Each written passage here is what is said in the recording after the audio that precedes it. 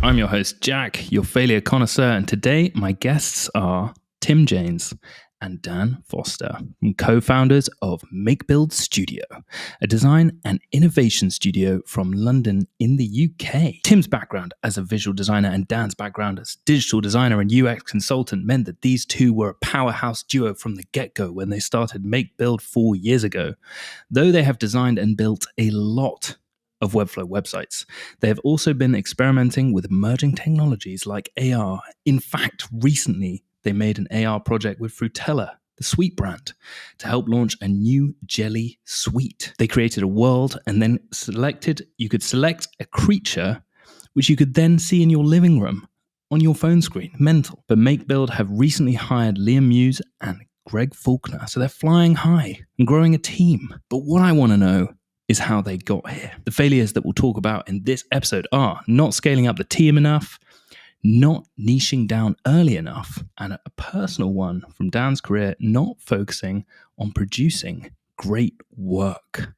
We'll get into these and more during this episode. Tim, Dan, welcome to the Webflow podcast. Great to be here. Thanks for having us, Jeff. Thank you very much, mate. Thank you. And I was saying before we started recording that I've seen you guys, I've kind of, chatted to you a tiny bit at London meetups, but I've never had a proper chat with you. And this is a proper chat. We're going to get into your deepest, darkest secrets in this episode. So how is your relationship with failure, guys? So I start? Okay. I feel like I'm a recovering perfectionist. I feel like that's a label I always used to give myself. And I think the more that we focus on growing our business, growing MakeBuild, and delivering great work for clients, I've realized that failure is a part of that journey. And not everything is going to be perfect first time. And you figure out the bugs, you solve them, and you improve. So I'm becoming much more okay with failure. But that used to be quite a difficult thing for me, I think. Yeah. How about you, Tim? Maybe the opposite. My path in life is just charge into everything head on, not think about it too much, and then inevitably sometimes fail. Yeah, charge into any project or life project or work project, and just hope for the best, I think. I don't think I go in thinking I'm not scared to fail, but I'm happy to talk about failure with people. I'm more than happy to kind of be humble and talk about times that I've messed up. So yeah, I don't really think too much about failure. It's just kind of one of those things that happens. But I think that's really fascinating that you guys have got opposite answers from the get-go on this podcast. You're not just like, yeah, I agree with my co-founder. Like, that's probably, and I've noticed this with different studio co-founders that I've had on when they're on together, is that they actually disagree more than I'd ever thought they would as co-founders. Like, it's a really fascinating dynamic where, someone's kind of pushing back on you and saying, no, we can do this project. If one's like, whoa, we are diving straight. No, we should do this or whatever. And it's I think there's kind of the yin and yang. You need that other person who's maybe a little bit more cautious to get the bit of a shove from the one that's a little bit more like, let's just do it and see how it goes. And then the one that's just like, let's just do it and see how it goes. Sometimes they need to be reined in. And do you guys agree with that? 100%. And that shifts that attitude towards, yeah, let's go ahead and do it. And, let's hold our horses and be careful. That shifts between us depending on the project and the scenario. Sometimes I'm the, let's just power ahead and just crack on. And sometimes Tim's that. And it's a really good, yin and yang is exactly what I was going to say. That balance is really good. And one of the best things about having a co-founder running an agency together, rather than just being, I'm the head of the agency, I'm going to hire some people to work for me. It's like, we built this and we grew it together, and I've definitely learned a lot from you along the way, and hopefully you would say similarly. Yeah. You just filled that in for Tim just in case he wasn't going to say that. Hopefully you'd say the same. I think another way that works great as well is sometimes you have an idea for something. It could be anything, just an idea or a thought about something you'd like to do or something that'd be good for a project. And that can kind of sometimes eat away at you, I think, especially as a designer or a creative. We should be doing. Whereas we can sometimes have a call. I'm like, what do you think about this idea? And he's like, nah, it's trash. That's the end. Move on to the next thing. Don't spend weeks thinking about it. Yeah, I think just someone calling you bullshit, isn't it? Just being like, or not calling you bullshit, but maybe just like, it's hard to read the label when you're inside the bottle. And when you get your head on an idea and you get really emotionally attached to this idea like being made, and then someone will just be like, "No, that's awful. Here's why," and you're like, "Yeah, fair enough," and you can just move on. But what's interesting is you guys were both freelancers before MakeBuild.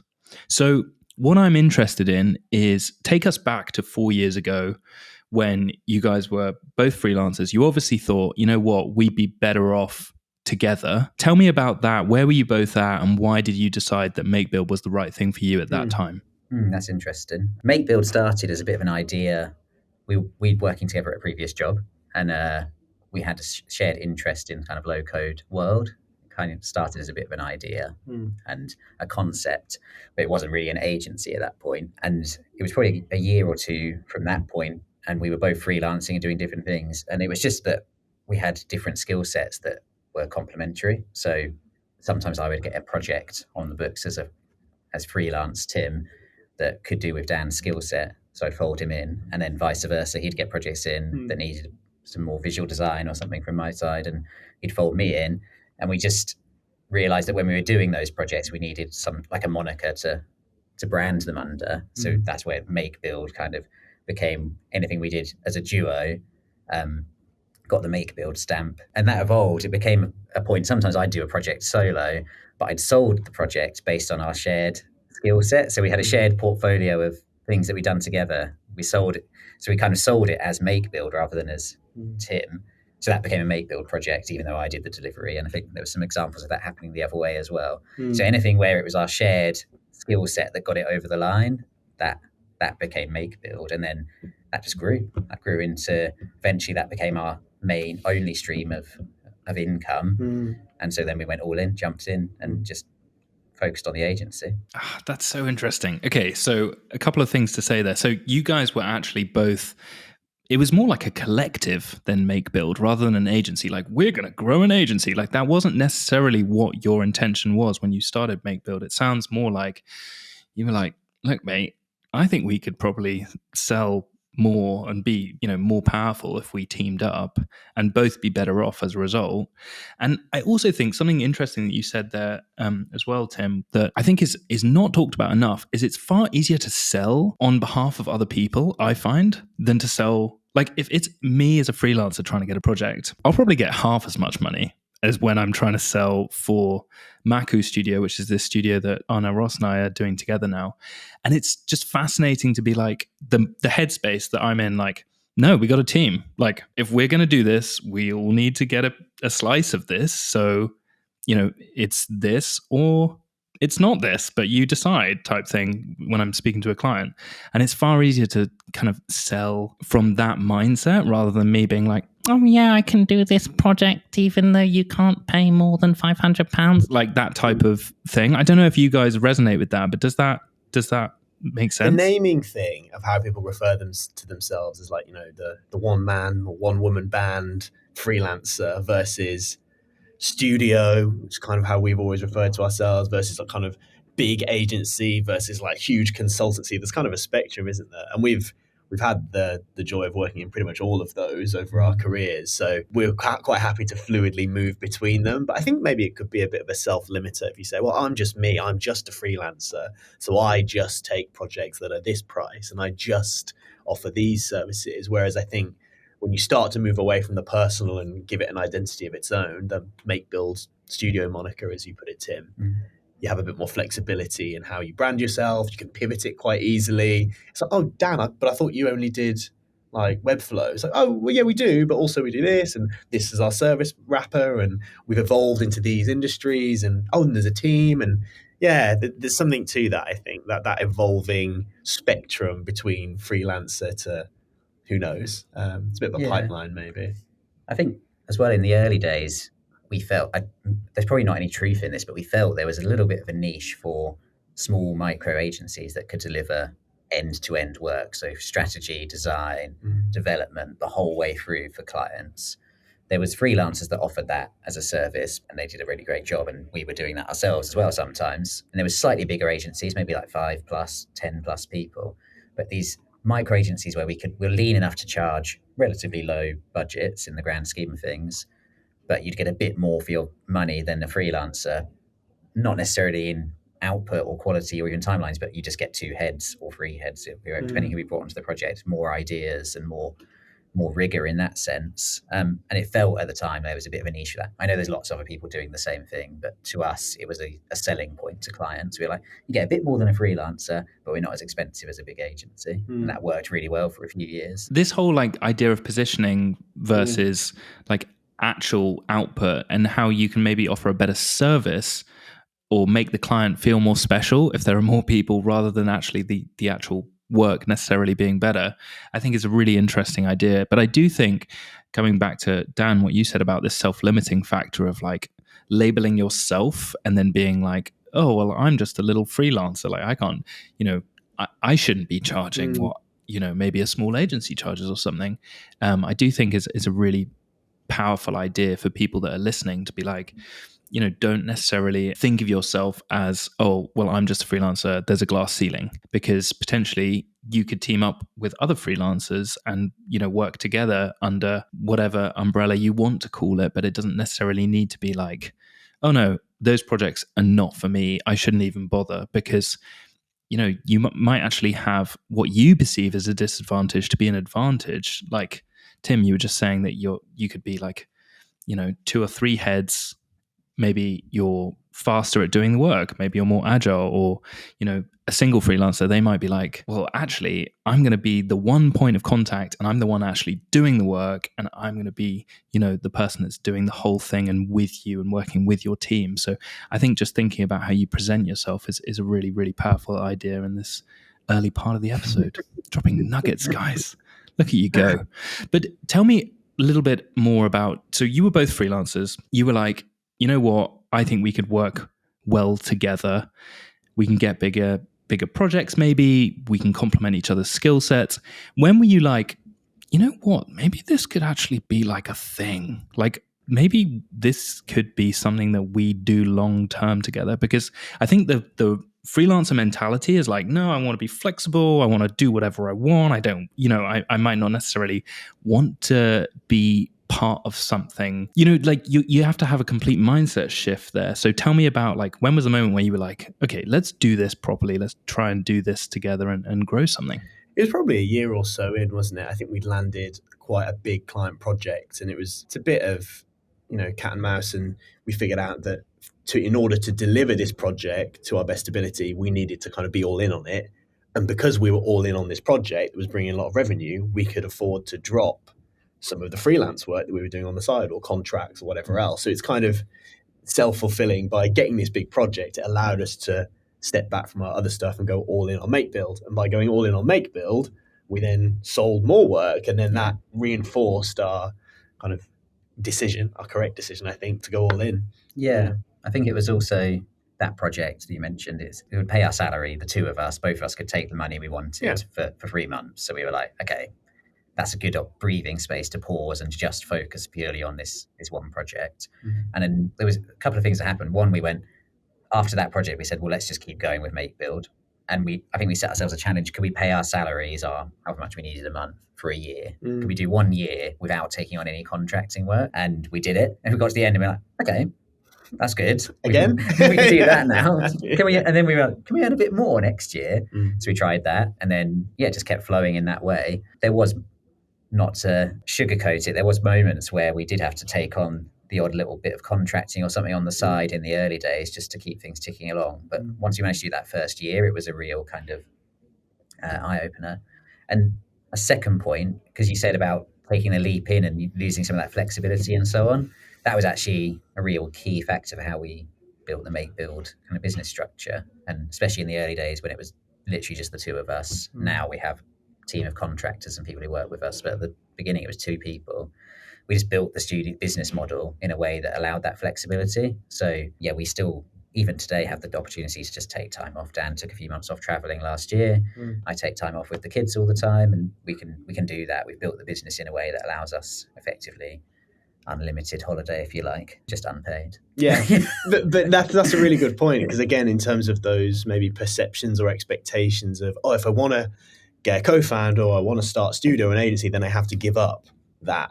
And from my perspective, I'm as flexible as always, if not more flexible, because I know that within reason, if I need to take a bit of time off, you and the team will step up to kind of support our clients, and vice versa. So actually it means that maybe if you're a freelancer, I'm going to take a few months off, there's no money coming in, or you need to end your relationships with certain clients because they need somebody there. Actually, in an agency model, you can keep serving those clients, keep the continuity up, but still get the flexibility because of how we built our business. But I think that's a conscious decision you can make. Yeah, and I guess part of this as well is trust. Like, you guys knew each other well before. You'd seen how each other works. The kind of personality of each person. You had that trust built up, so you could be like, you know what, I've got enough data on this person to believe that we can make this work. And if one of us wants to take a few months off traveling or whatever, then you can have that conversation. You have the confidence to do that. One thing that I want to just double down on was how you built this agency around essentially the lifestyles that you wanted to create for each other. Because I think a lot of the time when people think of the word success, they think big, like bigger equals better. And, I want to grow £1 million agency.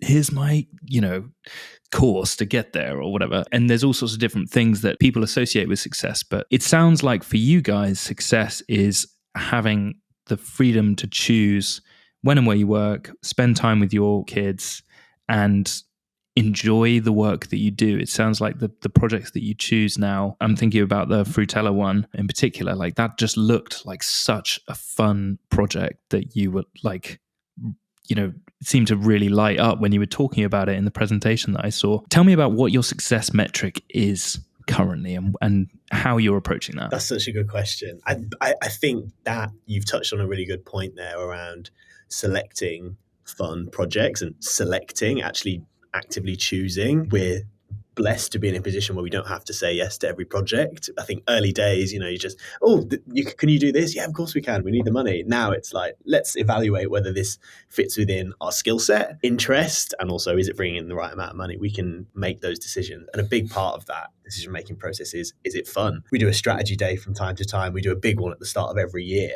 And we did this in this building actually a month or two ago, just after I returned from traveling. And I kind of posed the question to you, is it fun? Like working at MakeBuild? Are you enjoying it? Are we having fun?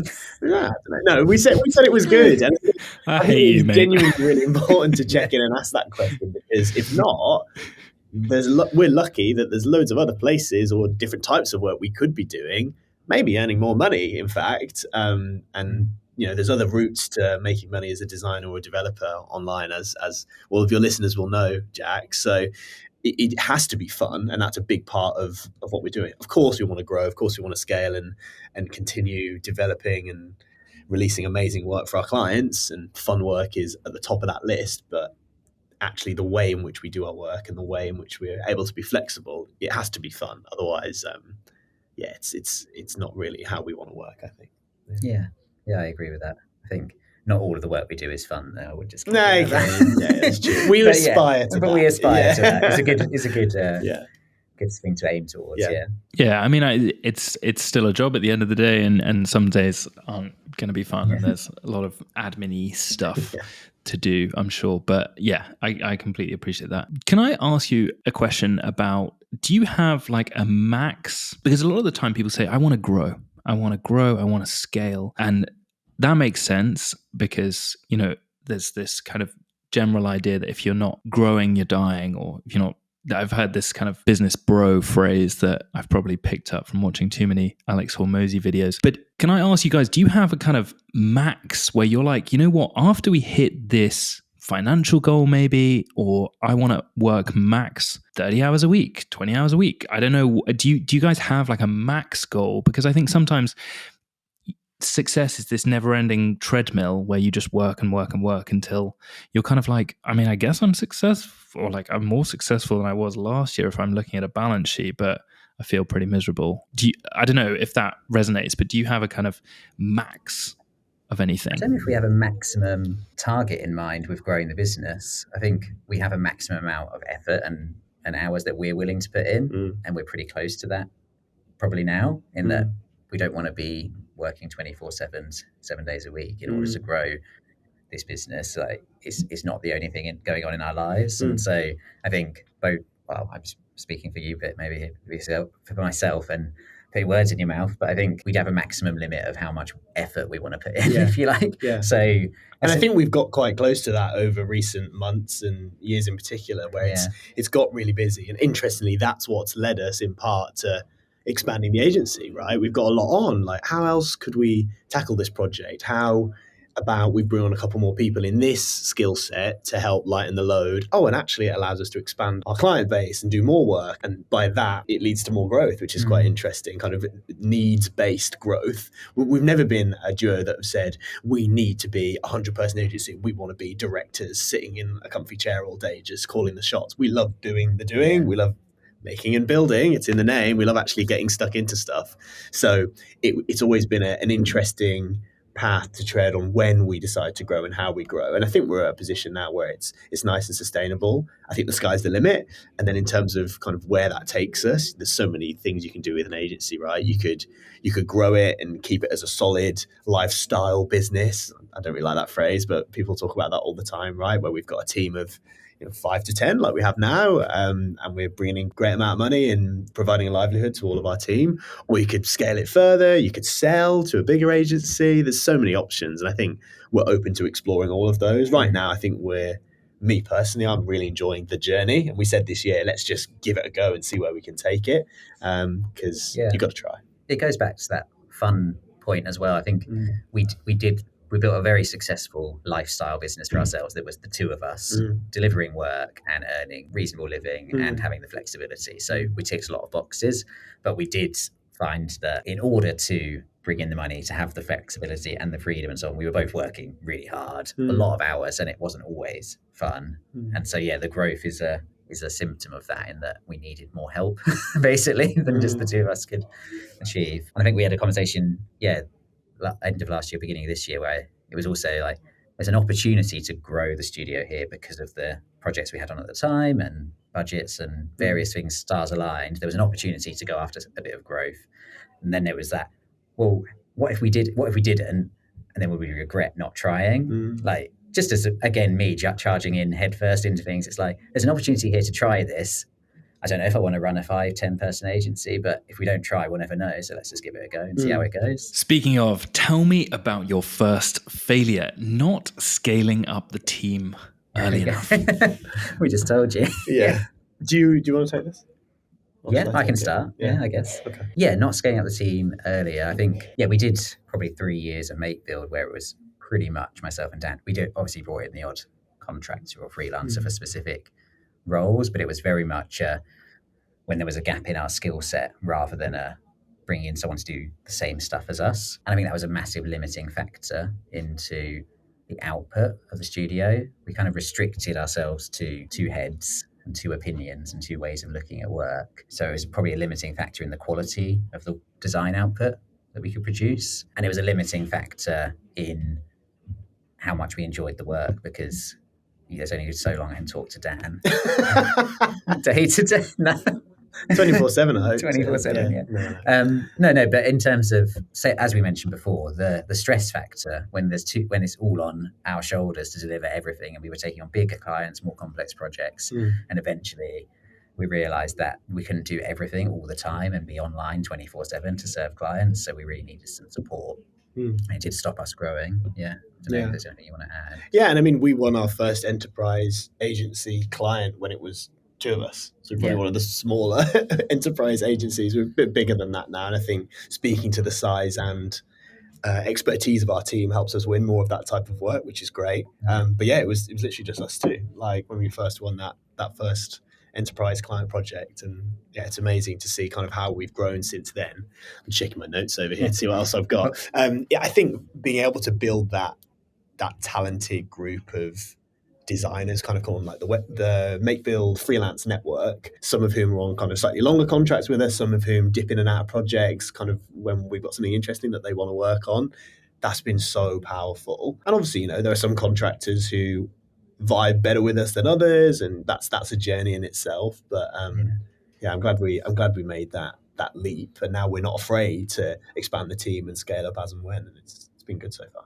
Yeah. Can I ask you guys, I mean, you're obviously very talented in a lot of different areas, which ironically sounds like has kind of limited you, because if you're essentially only hiring for jobs you can't do, then if you're really good at a lot of stuff and you're very curious and you like working things out, generally, I'd imagine your first step, instead of looking to hire someone, would be like, well, let's try and just figure this out. And then you learn how to do the skill. And then you're like, well, hold on, this person is quoting me this. Why don't we just do it ourselves? Like, this is dumb. And then you're like, well, and it kind of goes full circle, because then you're working all the time. Maybe you're spending more time learning than actually doing. And that's not always fun. Doing a course on, I don't know, WebGL or something is like, wait, should I be spending all my time doing this? Because I'm not really like running the business so much as like trying to just upskill myself. But then you're curious. I feel like talking to you both is interesting because you've got like a fun element, but then you've got, a financial element to win bigger projects and support your family, and then there's a bit of a pressure to actually like support a team, because you're like, okay, we kind of need enterprise projects because they're just generally going to pay us more. But then you're like, wait, they're not as fun. And do you guys have a bit of a tension as you transition from just you both to supporting a team, and how that works dynamically? I think so. I think we've both verbalized how managing a large team of contractors isn't probably the most fun part of the role at all times. Sometimes it's great. In contrast to that, we've had moments. I think there's a project we're working on at the moment, and there was like 5 different Webflow developers all in the same project, page branching, all working simultaneously on something. And we had a moment where it was a bit of a like, you felt like a parent or something. You'd built this agency and you could see all these people working and all this amazing stuff happening in a short space of time. And you're just like, yeah, we built the mechanism to allow that. That's great. So it's rewarding, but it can be tiring, right? You just constantly feel like you're under pressure to make sure that people have got the information they need and got the tools they need to do the job and all that kind of stuff. And it's just a bit relentless. Like you have a calm day and then the next day everyone's online going, what should we work on today? And you're like, I don't know. I haven't even thought about it yet. So it can be. You're like eating your Weetabix, just like, fuck. At 7 a.m. and people are coming online in Europe and you're just like, yeah. So it can be pretty tiring. But then I think with that, we've built, and I'm an admin productivity nerd, so I love this stuff, but we're building and have built some really good, always evolving systems to help manage that, right? So we've got like our studio calendar. It's like if we were in a real studio, we'd have a big wall with everybody's face on it, like, right, they're working on this, you're working on this. We've got a virtual one in Notion, and it just means that at a glance, we always know what everybody is up to, which days they're booked in, because people are like, oh, I'm free 2 days next week, do you want my help? Or I'm free for the next 6 months. We're like, right, we'll book you in, like, let's do that. And we just need to make sure we kind of effectively assign tasks to people. And I think that would be my advice to anybody kind of starting to grow from, solo agency founder to a studio to a bigger agency, whatever. As you're hiring people, just stay on top of that management, because if your team have always got stuff to do and it's always client work and it needs to be done and they're doing it, then you're going to be fine. As long as you're getting paid enough to cover their costs, then you're good. If people are sitting around doing nothing, then that could be an issue. But it's very rare that we have that, because we've always got so much work on, which I'm thankful for. Yeah. Although on that, I would say, if you're running an agency, a small agency or big, and you find someone good, designer who's good, or designer or developer who can do work better than yourself, which is the situation we increasingly find ourselves in, working with people who are better than us, then even if you're not sure what client work's coming up the next week or the next month, if you've got the funds, secure them and keep them in, because I think that was again on the learnings of not scaling up. That was probably one of the big risks that played on our mind before that stopped us from hiring people was, what are they going to work on next week? What are they going to work on the week after? Will we have enough money coming in? And actually, we found that the opposite is true. If you know they're going to be available, you find stuff for them to work on, or you're driven to sell more work or be there. So by making the hire, it actually kind of adds wood to the fire. And of course, our day job is, not half and half, but part of it is delivery, like doing great work for clients, and the strategy and the design and the build and the launch and the bug fixing, all that good stuff. And then the other half, of course, is running the business, like selling work and coming on podcasts like this to talk about what we do, and just stuff like that, which increasingly is taking up a bigger share, which I love doing. So if we're able to delegate some of the delivery stuff to our amazing pool of freelancers, contractors, our team members, it frees us up to do a bit more of this. So that's the balance. And by doing more of this, it brings more work in. It kind of spins that flywheel, and then we can hire more contractors, and that's how things are growing. And this is more fun than setting up design systems in Webflow, ultimately. Yeah. That's what I was going to ask you guys. I was thinking, oh God, am I more fun than the creative work? Is this a drag? We're focused on fun. That's why we're doing the podcast, Jack. Yeah. Stop flirting with me. Take me on a date first. Okay, tell me about failure number 2, not niching down early enough. Yes. So I think this is an interesting one. And I think a lot of agency founders and freelancers in all lines of work will resonate with this probably. It's something we've been talking about for a long time. When we started, we were MakeBuild, no code and low code stuff in a broad sense. With our design skills and no code tools, we can create awesome stuff for clients. But that was kind of the extent of it. And it meant that we were working on all types of clients, big, small, all different industries, and also all different kind of tools and platforms, because we are lucky to be quite skilled in these different platforms, and we love learning new stuff, as you alluded to, Jack. It means that we kind of thought, well, let's not limit ourselves too early. And I think that was still the right path, because it allowed us to explore different tools. And we've dabbled in building websites in WordPress and Shopify and Squarespace and Webflow and Frame and all of these different platforms. But I think increasingly as time went on, both an internal urge emerged and also some external advice from some really great mentors that we've had over the years. It kind of just led us to a position where I think niching down became the obvious thing to do, both in terms of industry specialism. So we've got a bit more of a speciality now on focusing on clients in the B2B SaaS space, the health tech space, and food and beverage, which is still pretty broad, but those are the clients that we've done some amazing work with and we love doing work with. And then in terms of platform, kind of horizontally, Webflow now is a good 90% plus of our bookings, really. And I think by doing that, it allows us to tell the MakeBuild story a little bit better.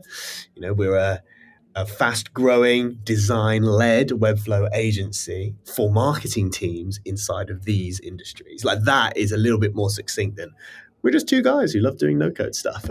Because there is so much great talent out there, and picking a niche and having a story, I think, is helpful. And also with some of our partners who bring us work, be it other agencies or Webflow themselves who send work over to us from time to time, being able to tell them the story and have them repeat it to potential clients is really powerful. So niching down has been great. I think that if we'd done it a little bit earlier, it might have honed our story a little bit sooner. Yeah, I think the failure with the not niching down was that was the cause, but the symptoms were for 2 years. We're lucky that the agency's grown fairly organically, and we've had work come in from referrals and our network and so on, but we've never really done any marketing, and we've been painfully aware of that. It's always been on the back of our minds. We should be talking about, we've not really known what to talk about other than just put pictures of the work up. We've never done any outreach for clients really and sales. And again, same problem. We knew we should be doing it, but how? What do we do? Just email everyone who could possibly need a website in the world? It's like, that's a really hard challenge. So, and then as soon as we chose a niche, whether or not, how committed we were to that niche, once we chose it, you suddenly had parameters to work within. So, it's health tech. I can find people who have a marketing team of a certain size within the health tech industry whose website looks a bit outdated, and I can contact them. And suddenly you had a metric to work to. So I think the failure was not niching down, but the symptoms of it were having absolutely no idea how to sell our work or what to sell to who. For 2 years, we just kind of fumbled along. Now we've got a lot more focus, and we're seeing the results of that focus. So yeah, awesome advice there. Connor Finlayson, who I had on the podcast, said something very similar. He built Unicorn Factory, and he said a lot of people think that niching down is so that other people can understand what you do, but it's also so you understand who you are talking to and trying to attract. Because I think a lot of the time people say, how do I get clients? How do I get clients? Maybe the question should be, who are you particularly suited to work with? Which type of client would you be able to provide the most value to because of your skills and experience? And I think, just reframing that question just means, you're like, Oh yeah, that's interesting. Okay, I can now understand who I'm meant to be, like which pool I'm even meant to be fishing in, type thing. There's not many brands is there that So- market to everyone. Like if you take, I don't know, cars or whatever, you don't go, we just market to everyone who wants a car. You market to like families or people who want a luxury car or people who want a sports car. Yeah. Yeah, exactly. And you can see this with perfume or anything. Like you can look at an advert and be like, this is not for me, or this is 100% for me. I think that's, well, in my opinion, that's what really great marketing is. It's like, this is either a fuck yes or a hell no type thing. And if you're kind of just like, yeah, we do a bit of everything for everyone, it's a little bit harder for people to really love you and become a super fan of what you do. And yeah, anyway, I love this topic. I could talk about this for ages, but this is your podcast. Can we just focus in on something? A lot of people who listen to the podcast are freelancers. They're not necessarily agency owners. And a lot of people are quite intrigued how you grow the agency organically. That word keeps coming up when I speak to people, and they might be like, yeah, I mean, growing an agency means you're growing your client base. When you started out, you guys had both had previous roles at agencies, jobs. I'd imagine that's where you got your first work from, by partnering with different agencies. And then now later, it sounds like you're getting enterprise clients from Webflow. Can you just tell me a little bit about, what advice would you give someone who's maybe starting out in the Webflow space, aspires to build something like MakeBuild? How would they start thinking about getting clients maybe? I think a big part of it is using your network. And you alluded to that. We're both from big agency backgrounds, worked for, I think, at what was one time the world's biggest digital agency with hundreds of thousands of people. We didn't even know we were working at the same company. We only met each other after that job because it was that vast. But remembering that you have a network, even if you haven't worked in a giant agency or in corporate world, you know people who maybe know people who need a website. You know people inside companies. You know people in marketing teams. You know people who know marketers. So drawing on that, I think, has been really helpful. And actually partnering with other agencies is something that came a lot later for us. That's more of a recent tactic. Early on, it was just, let's use our network. Let's put the word out there that we are a web design agency. Here's the kind of work we do. Here's some other stuff we've done recently. Put it out into the universe and see what comes back. So for us, organically using our network has been really powerful. I think, part of that is that we both worked in agencies and various roles in the London design scene for 10 years each before starting MakeBuild. So we'd 20 years combined networking to give us that leg up, and it did really help. Like, I don't know, probably in the first 2 years, maybe 50% of our work came from contacts we both made through Accenture, that time at a big consulting firm. So that, your network, everyone has a network, I think, is kind of what you were saying. Everyone has a network and contacts and so on. If you don't, then maybe focus on how you can build that network. My personal journey as well has been that agency journey, working at various different agencies in London and learning a lot of skills from the people I'm around in those agencies. So I think there's a lot to be said for learning from others and just being absorbed in the work that other people do. And like, it's really hard. I personally don't learn very well from courses or books or videos. I learn from doing, and you're limiting by working in bigger companies, you might get access to work on more complex projects and with more complex clients, and you learn from that process. Whereas if you're limited to the work you're able to do at that point in your career, it's hard. The growth journey maybe is a bit slower. Great advice, guys. I'm really glad that you acknowledge that you've had a lot of different work experience before MakeBuild, because I think sometimes people in the Webflow space might look at people on Twitter and LinkedIn talking about how much money they're making and stuff, and it's all a bit exhausting. But I think what's not often said enough is that they have been working for 10 plus years with people that were already successful, that they learned how to do the basics really, really well, not just in design, but also, they might have sat in on sales calls. They might have talked to the marketing team about how they get clients. Like, they've got a real good base to actually then set up something to be successful. And this idea of building a network as well, a lot of people are like, how do I network? Getting a job at an agency that is doing the type of work that you aspire to do is a great start. And it's not often talked enough, because I think sometimes people just say, oh no, I want to be a freelancer. I want to be a freelancer. Hey, that's all well and good, but there is a little bit of learning to get there, in my opinion. And joining an agency, doing the work that you want to do, is such a good way of then eventually being a successful freelancer, in my opinion. 100%. And the other thing I was just going to add to because I think your original question was, how do you go about growing an agency, right? And the first part of that is, where do you get your clients from? And using our network is a really big, powerful part of our story. But then once you've got them, I think it's making the most of that connection. So firstly, who do they know? And could they refer you to somebody? And also, if this person's an employee in a marketing team, let's say, in a fast-growing tech B2B SaaS company, odds are they're going to move around. So building a good personal relationship with each of the people you're working with is so important.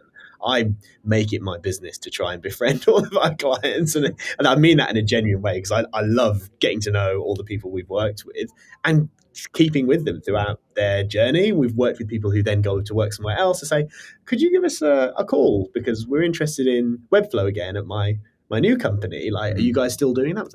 Absolutely, let's have a chat. So it's about not just increasing your network and getting that lead in, but keeping a hold of these amazing, interesting people throughout their journey, and being kind of the go-to person, even if it's just for some free advice or a chat on the phone or going for a coffee every now and again. It doesn't always have to be about what can we sell you. It's just positioning yourself as an expert and a helping hand and someone to listen to if they've got questions about web stuff, which is often how a lot of our conversations start. I love that advice. It's about helping other people get from A to B, regardless of where they're at. It's not necessarily like, well, I'll only help you if you can give me a referral. It's like, how are you doing in life? Are you happy in your job? Where are you at? Do you have any questions about your website? Yeah, I can jump on a call and just help you out. And what's amazing about that is that, years later, people might say, hey, I haven't spoken to you for about 3 years. How are you doing? Yeah, cool. Well, I've actually got this client and I thought of you. And it's wild how, if you make people feel listened to and heard, they're very likely to kind of reciprocate that feeling down the line. It happens all the time. Really I had a message on LinkedIn from somebody I didn't even know I was connected with the LinkedIn on, a friend from uni. He was like, by the way, I've started this company. I see you guys are doing web stuff. Do you want to have a chat? I haven't seen this person in 12 years maybe, and it was just like, yeah, of course. We had a chat, and there's some interesting pipeline of work kind of stemming out of that now. So 100% building those personal connections, not just from I want to make friends with new clients, but also developing a friendship and seeing how you can help people, I think is great. It's time to add one more thing on that. Tangible piece of advice for people starting out freelancing or agencies is if you don't have a community that you feel like you're already a part of, or a big network, and the world of Twitter or LinkedIn feels like you're shouting into the void a bit, we have get in some Slack channels or some Discord channels about specific topics and actively participate there, because we find they're a lot friendlier. And we had a bit of a mission a year or so back where we were just actively helping out with people who had questions in various Slack groups and stuff we were in about the web. And I think probably 2 or 3 projects and many, many more leads and inquiries just came from being actively participating in those Slack communities. So it's like, that's a good way in, I think, for people. And it's a balance, because I have a mantra of, don't work for free. And I think I know so many freelancers in the creative space who are like, oh, I'll just do this free work, or just do this just to show them, or just this portfolio piece. I'm like, no, it's really important to charge, even if it's a little amount, just to get used to the idea of charging and having conversations about money with your client. I think that's crucial. Having said that, offering some free advice and being a helping hand without doing the whole thing is a really good way to put yourself out there and make a name for yourself as an expert. So yeah, that's spot on. Yeah, we did a lot of that. I forgot about that. Yeah. I think this idea of not ever doing free work, I think if you feel resentful for doing the work, then that's probably when you should charge, in my head. But if it's just like a friend's like, hey, I'm trying to build this website, I don't know how to connect the domain, can we just have a quick call? Cool. Like, that's, for me, I think that's the type of thing that, you might have the knowledge that they don't have, and that's not something that you should necessarily charge for, in my opinion. But that's not like free work in my head. That's just you're just a human trying to help another Yeah. human. And Jack, like, where do Like, we send the if I- invoice to after this call, by the way? Do we? Yeah. That is- I love when you did that. No, you know what I mean. I totally get you. Yeah. I was being an absolutist of like, never do free work, but that's not the case at all. And yeah, a lot of benefits can come from helping people out. That's it. Exactly. Okay, we've hammered home that point. Let's talk about failure number 3, not focusing on producing great work. Yeah, this is my one, I think. This is your one. Where did this come from as a failure? I think we talked a bit about our heritage as designers and having been in the design world for 10 plus years, or 12 years in the agency world for me. And I can pinpoint points in my career, not just at MakeBuild, but part of at MakeBuild as well, where I stagnated, wasn't producing enough creative output. So it's quite easy to happen. We've sung the praises of joining a big agency, but it can happen in big agencies. You can get chucked on a project that lasts 6 months or 12 months and not given enough work to do, and it's quite easy to coast along. Some people are really, really driven and have side projects and all this stuff, but it's quite easy to coast.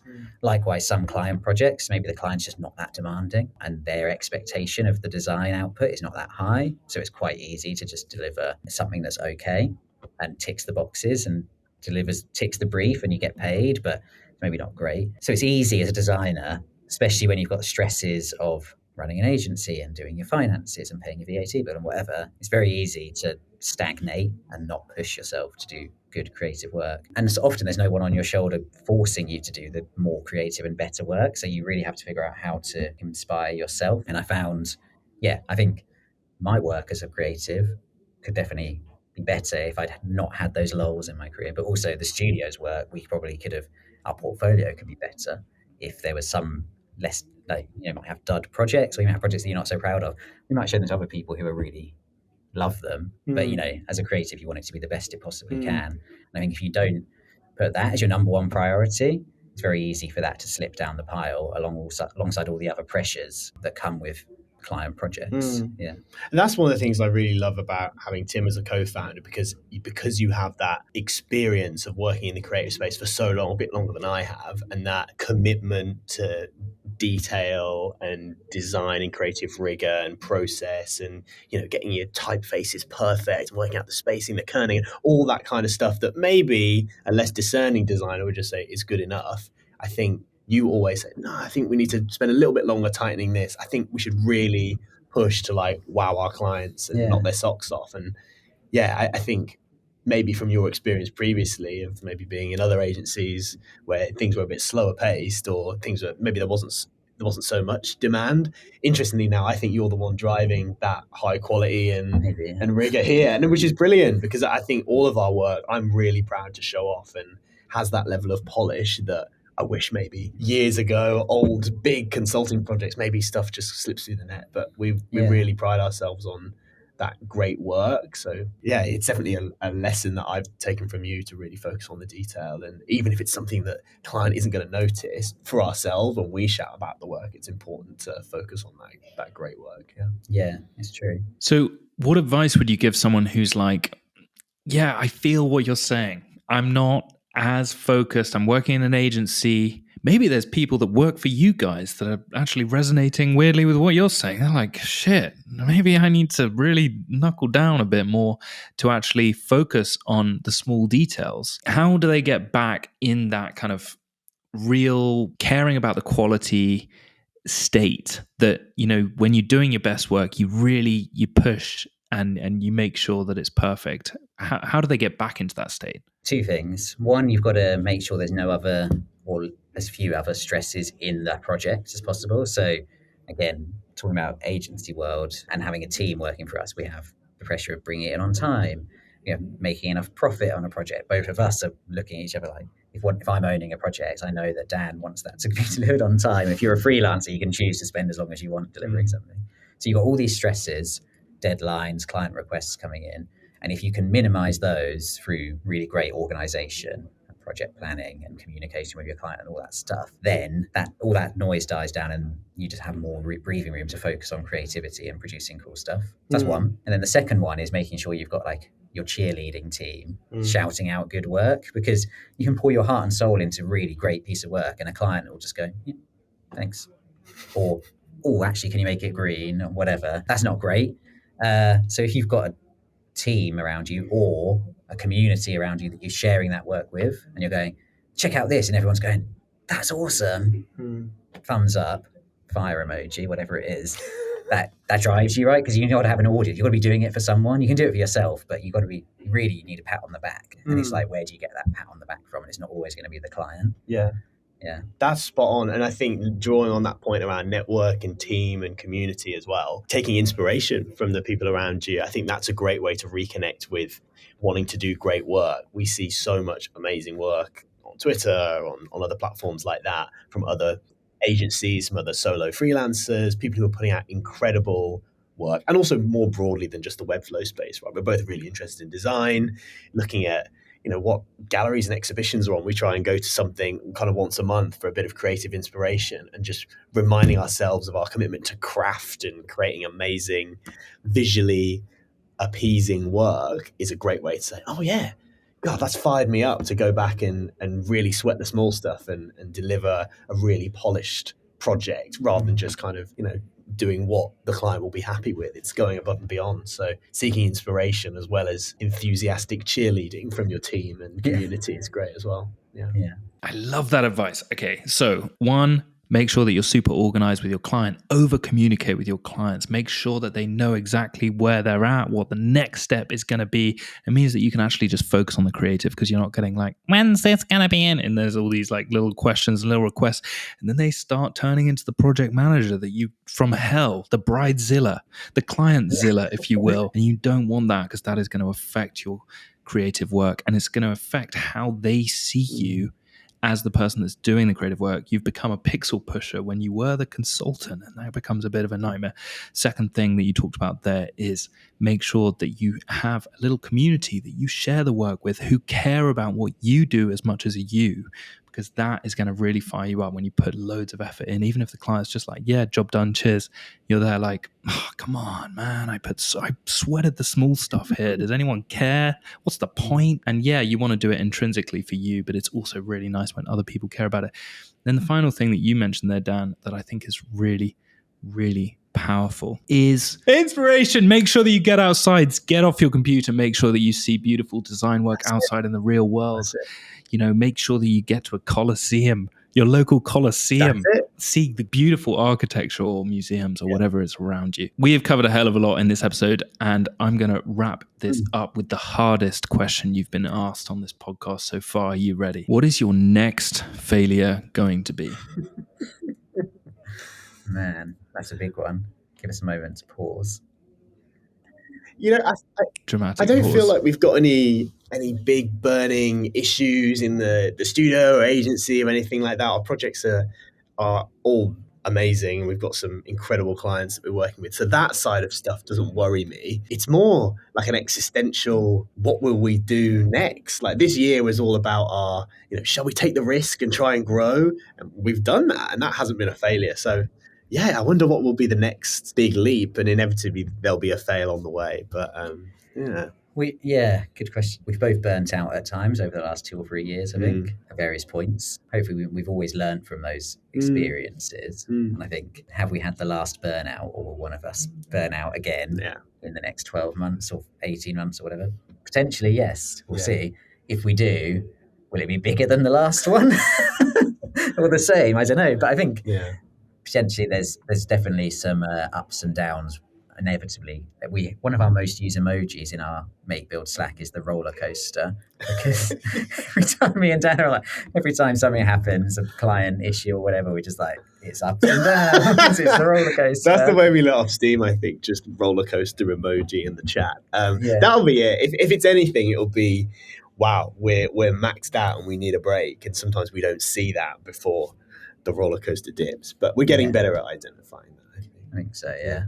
So that might be the next big one. Might be one of us just on a beach, pulling our hair out, screaming. Yeah. You've crashed the roller coaster. You're just like, you know what? I'm not even going to put an emoji in the chat. This is real. I don't even have the mental capacity. What's been fascinating about this episode is you keep looking at each other as you talk, and I feel like you're kind of it's like this conversation is happening live, and I'm sitting in a business meeting of That's you it, guys. Yeah. It's fascinating. It's been a really, really interesting episode. There's been tons and tons of highlights for anyone that's maybe aspiring to create something like MakeBuild in the future. So thank you so much for coming on Webflail and sharing as vulnerably as you have. Thanks for having us. Thanks for having us, mate.